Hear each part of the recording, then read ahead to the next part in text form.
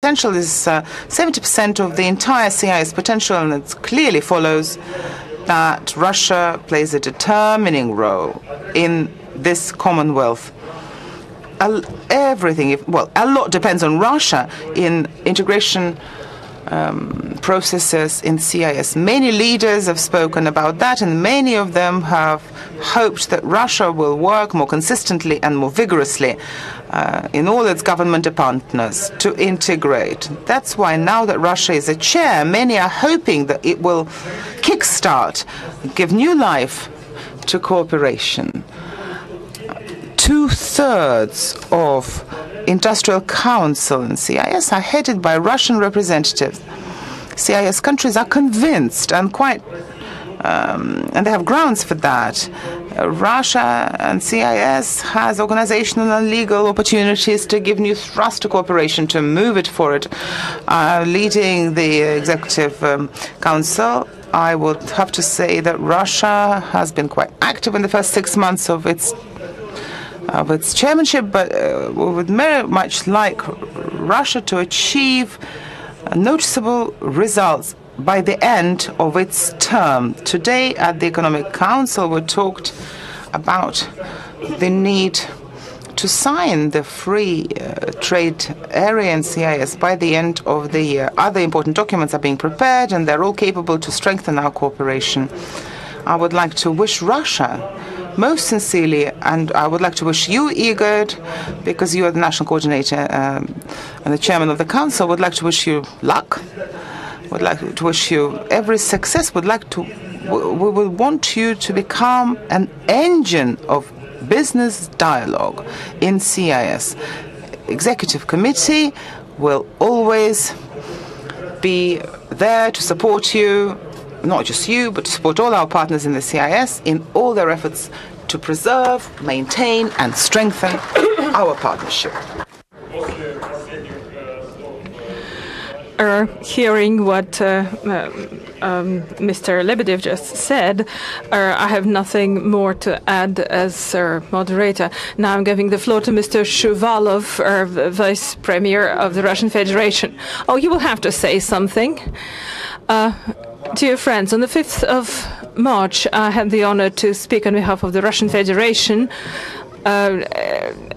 explaining the reasoning behind Russia's presidency in the CIS on the eve of the 20th year of this organization, which is coming next year in 2011. We understand that this is a matter of a special responsibility for the Russian Federation. After hearing what my colleagues and friends here had to say, especially Mr.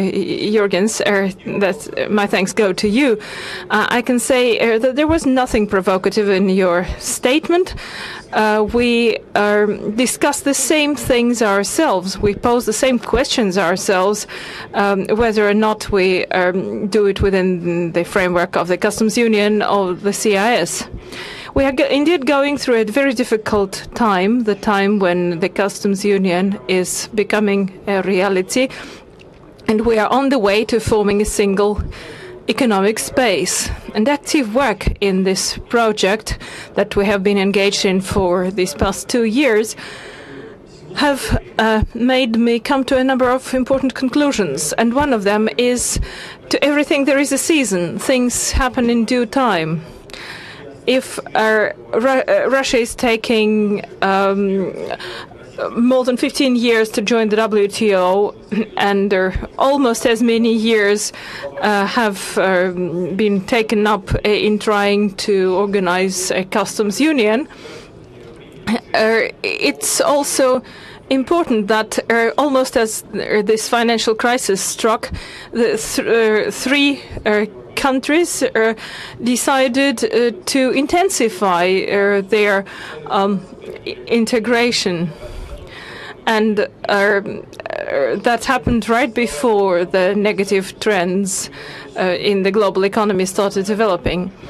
And our work on this customs union happened at a time when each of the states individually had to fight back the global crisis and institute social policy projects to protect the weaker citizens and to also protect some industrial enterprises that might not be a paragon of modernity but are needed in our current economies. I hope that by the 5th of July we will be able to declare the customs union formed, and the year of CIS's 20th anniversary hopefully will see the institution of the joint single economic space. This is going to happen, and this is all happening in good time. When the Soviet Union stopped its existence, a lot of economic ties were broken and a lot of trust was broken, and all of our countries, including Russia, went out in search of new business partners and new markets. And now we have quite a range of economic relationships, each one of our countries does. But the old ties, the ties that had existed for many years, are revived now that our countries have become more certain about their global partnerships. Now, what I'm going to say next is just my personal observations, but I'd still like to share them.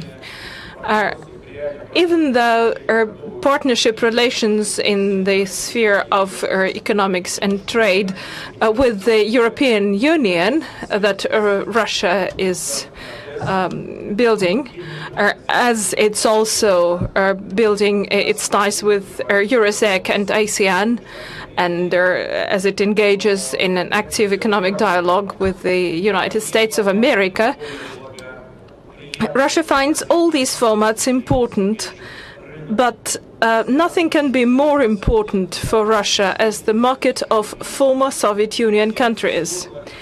No other group of countries, singly or jointly, are more important for Russia.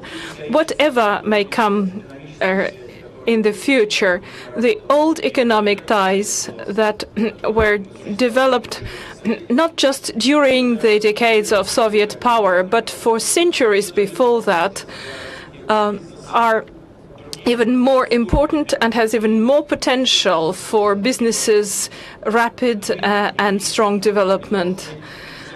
Politically, our task is simply to stop interfering with those natural ties that grow. The degree of mistrust that exists between our countries sometimes stems from political influences. Political interests and wills sometimes sever ties that grow and exist between businesses.